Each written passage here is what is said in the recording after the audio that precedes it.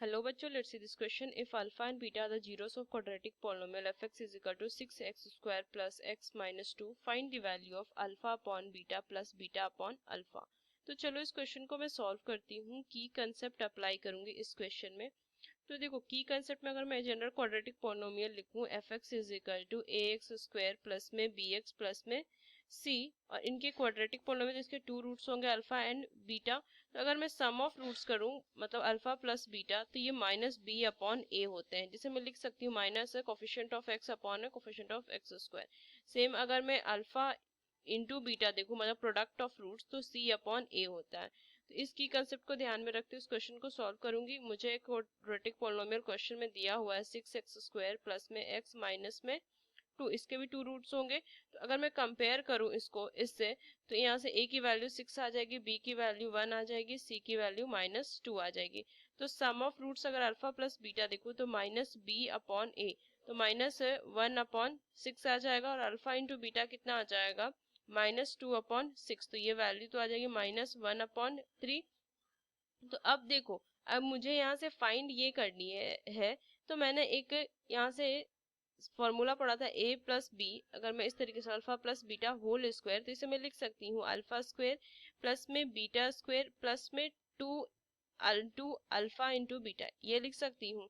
तो देखो अगर मुझे ये फाइंड करनी है अल्फा अपॉन में बीटा प्लस में बीटा अपॉन में अल्फा, ये मुझे फाइंड करनी है. एलसीएम ले सकती हूँ मैं अल्फा इंटू बीटा. तो ये वैल्यू कितनी आ जाएगी, देखिए ऊपर तो वैल्यू आ जाएगी मुझे अल्फा स्क्वायर प्लस में beta square, alpha square plus में बीटा स्क्वायर.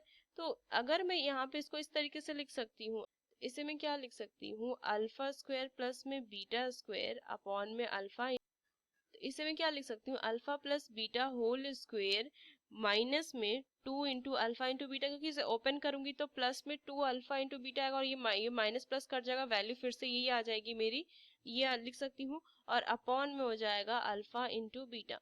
अब देखो अगर मुझे ये तो क्या है सम ऑफ रूट्स का स्क्वायर है, तो ये तो मुझे पता है. तो ये कितनी वैल्यू थी, इसकी वैल्यू थी -1 upon 6 whole square minus 2 into इसकी वैल्यू कितनी थी माइनस में 1 अपॉन 3, ये थी, अपॉन में हो जाएगा -1 अपॉन 3.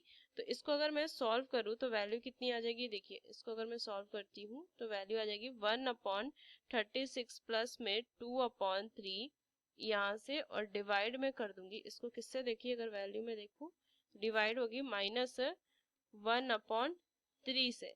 तो इसे मैं लिख सकती हूँ एलसीएम ले लो 36, 1 प्लस में 24, और डिवाइड हो जाएगा ये माइनस में 1 अपॉन 3 से.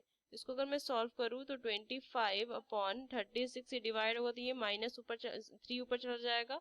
तो देखो यहाँ से अगर मैं देखूँ तो ये 12 टाइम्स यहाँ पे कट होगा, तो वैल्यू आ जाएगी माइनस में 25 अपॉन में 12.